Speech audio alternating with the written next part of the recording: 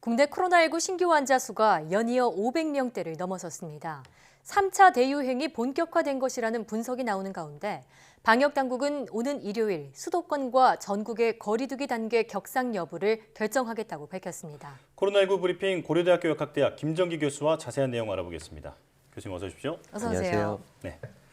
자, 연이어 500명대 신규 확진자가 발생했습니다. 이런 추세라면 순식간에 1000명까지 치솟을 수도 있다 이런 우려가 나오고 있는데 현재 상황 진단부터 해주시죠. 지금 보면은 11월 13일 때 200명대를 보이면서 그 이후에 300명을 거쳐 500명대까지 지금 나타나고 있거든요. 네. 이거에 맞춰서 실제로 방역당국의 조치도 1단계에서 1.5단계, 2단계까지 격상을 시켰습니다. 그럼에도 불구하고 계속 확진자가 크게 증가를 하고 있는 추세인데 일단 뭐 1.5단계 또는 2단계 격상 조치에 따른 효과는 조금 더 지켜봐야 된다라는 게 방역당국의 입장이긴 합니다만 네. 어쨌든 지금 정도의 추세면 말씀하신 것처럼 1000명에 도달하는 건 시간 문제지 않을까 이렇게 좀 예측을 하고 있습니다. 예. 네, 1000명에 도달하는 건 시간 문제라고 진단하실 정도로 지금 상황이 심각합니다. 그래서 거리두기를 올려야 한다는 목소리도 나오고 있는데 오는 29일 일요일에 정부가 거리두기 강화 여부를 최종적으로 결정하기로 했습니다. 만약 올린다면 몇 단계 조치가 적절하다고 보시나요? 일단 뭐 가능하면 방역적인 측면만 고려했을 때는 3단계가 가장 맞겠죠. 근데 네. 방역적인 부분만을 고려할 수 없고 여러 가지 다른 경제적인 부분도 함께 고려를 해야 되다 보니까 예. 일단 현 단계로서는 3단계는 좀 무리가 있다라고 판단을 하고 올리면 한 2.5단계로 격상을 해야 되지 않을까 생각을 하고 있습니다. 전국적으로요? 그렇죠. 그러니까 지금은 수도권뿐만 아니라 전국적으로 왜냐하면 지금 발생하고 있는 집단 감염이 비단 물론 수도권 중심으로 대부분 발생을 하고 있지만 네.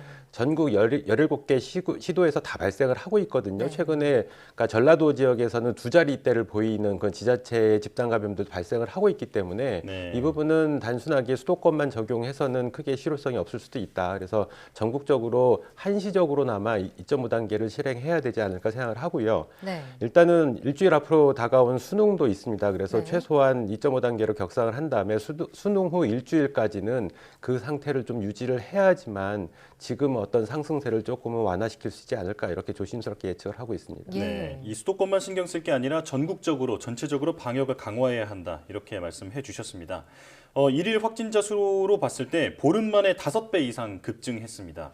수도권을 중심으로 이루어지는 그 N차 감염이 원인으로 지목되고 있는데요. 어떻게 해야 이 N차 감염 고리를 끊을 수 있을까요? 앞서 말씀하신 것처럼 일단은 뭐 사회적 거리두기 단계를 격상할 필요는 있겠다라고 판단을 하고 있습니다. 근데 네. 이 사회적 거리두기 격상만으로는 실제로 실효성이 있을까는 약간 의문점이 좀 있습니다. 예. 왜냐하면 과거에 1단계에서 1.5단계 그리고 1.5에서 2단계로 올렸을 때 실제로 최근 통계 자료에 따르면 휴대폰 이동량이 그렇게 크게 감소하지 않았거든요. 약간의 등락은 있었습니다만 거의 일정한 수준을 유지하고 있고요. 그 얘기는 여전히 많은 국민들이 많이 사회활동을 하고 계신다라는 거를 반증하는 간접적인 증거다 이렇게는 보고 있습니다. 예. 그래서 일단 사회적 거리두기가 그렇다고 해서 효과가 없겠느냐 일정 부분 제한적으로는 효과가 있을 거라고는 보고 있습니다. 그래서 근데 이것뿐만 아니라 실제로는 더 효과적으로 작용을 하려면 네. 더불어서 추가적인 어떤 효율적인 방역 조치가 또 강구가 돼야 될 거다 이렇게는 보고 있습니다. 예. 네.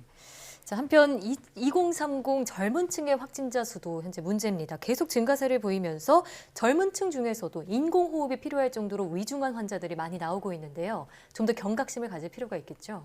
말씀하신 대로 일단 뭐 2030 또는 2040 그러니까 젊은 층, 청장년층 같은 경우에는 감염이 돼도 비율적으로 봤을 때에는 크게 중증으로 발전하는 케이스가 그렇게 많지는 않습니다. 예. 근데 물론 최근에 보면은 현재에도 그 젊은 층에서 인공호흡기를 착용해야 되는 그 환자 명수가 19명 정도로 알려지고 있거든요. 네. 그러니까 아무리 감염돼서 증상 자체가 좀 경미하거나 무증상을 보인다고 해도 이렇게 중증으로 발전하는 사례들이 분명히 있고요. 네. 그게 나일 수가 있기 때문에 조심을 해야 되는 거고 예. 이 부분뿐만 아니라 더불어서 그러니까 집안에 돌아갔을 때는 가족에게 전파를 시킬 수가 있습니다. 가족 중에는 부모님들처럼 네. 연세가 있으신 분들도 있고 그리고 자녀들한테도 감염을 시키면서 실제로 자녀들한테 전파가 됐을 때는 또 학교 내 감염이나 뭐 유치원 내 감염 네. 이렇게 집단 감염이 또 발생할 수가 있거든요. 그렇습니다. 그래서 나만의 문제가 아니라 우리 전체의 문제라는 인식을 가지고 좀 경각심을 가질 필요가 있겠다 이런 생각을 가지고 있습니다. 네, 이 중증 환자로 그 누구라도 발전할 수 있다 이런 부분에 대해서 경각심을 가지고 또 그 젊은 층이 무증상 전파 가능성이 높은 상황이잖아요. 네. 자, 이런 부분에 대해서 방역에 협조를 해야겠다 생각이 듭니다. 자, 그리고 백신 확보에 대해서 그 걱정이 많이 큰 상황인데 박능후 보건복지부 장관이 코로나19 백신과 관련해서 물량 부족은 없을 것이다 이렇게 얘기를 했습니다. 국내 백신 수급 어떻게 전망하십니까? 일단 물량의 문제는 없을 수는 있습니다. 근데 시점이 문제겠죠. 내년 중에 언제 공급이 될 거냐. 이 부분이 국민들의 가장 큰 관심을 가지고 계시고 있거든요. 예. 근데 지금 보면은 화이자나 모더나 같은 경우에는 남은 물량이 그렇게 많지 않기 때문에 우리나라에서 지금 적극적으로 협상을 맺어도 우리가 확보할 수 있는 물량이 굉장히 제한적일 거다 이렇게 예측은 하고 있고요. 예. 지금 우리 보건당국에서 가장 관심을 가지고 있는 제약사는 아스트라제네카인데 네. 최근에 뭐 효능 부분 관련해 가지고 문제가 발생을 하면서 네. 실제로 다시 소규모의 임상 시험을 재개하겠다라고 얘기를 하고 있거든요. 네. 그렇게 되면 적어도 2달 정도는 연기가 될 거다. 예. 상용화 단계까지. 이런 부분이 있고요.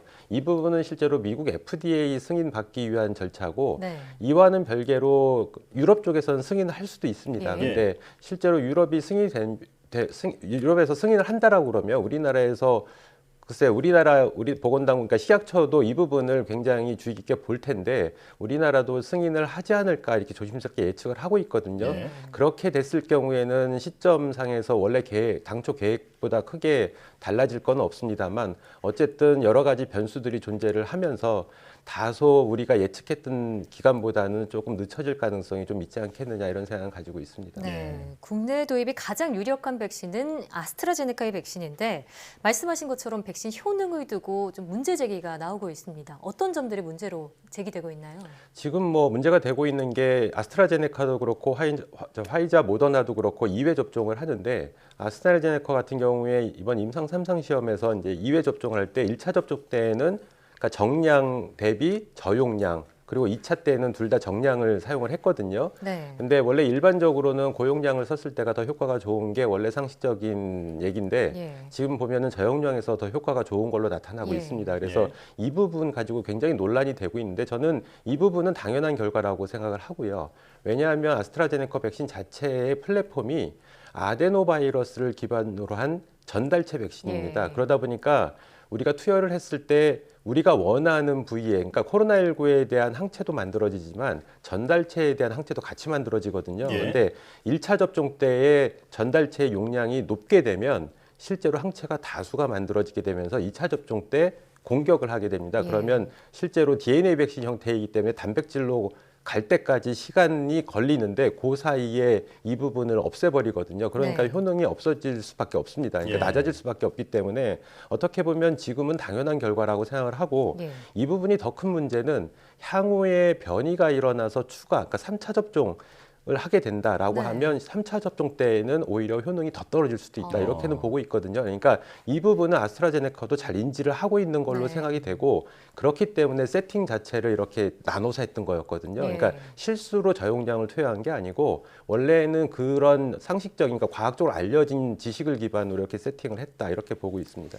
네, 일단 이처럼 백신 효과에 의문이 제기되는 상황이라 추가로 임상 시험을 진행할 계획으로 알려져 있는데 신뢰성을 높이기 위해서 어떤 점을 보완해야 할지 짧게 답변 부탁드립니다. 지금 가장 큰 문제가 또 되고 있는 또 하나의 부분이 55세 이상, 그러니까 저용량 네. 그룹에서 55세 이상이 빠져 있다, 누락돼 있다라고 되어 있는데 이런 연령대별, 특히 가장 백신이 필요한 그룹이 고연령층이거든요. 예. 이 부분에 대한 임상 시험도 좀 고려를 해야 된다 이렇게 보고 있습니다. 네, 알겠습니다. 자, 백신을 만병통치약으로 여기기보다는 상황이 안정될 때까지 계속 지금과 같은 방역수칙 준수를 이어나갈 필요가 있겠습니다. 지금까지 고려대학대 김정기 교수와 함께했습니다. 나와주셔서 고맙습니다. 감사합니다.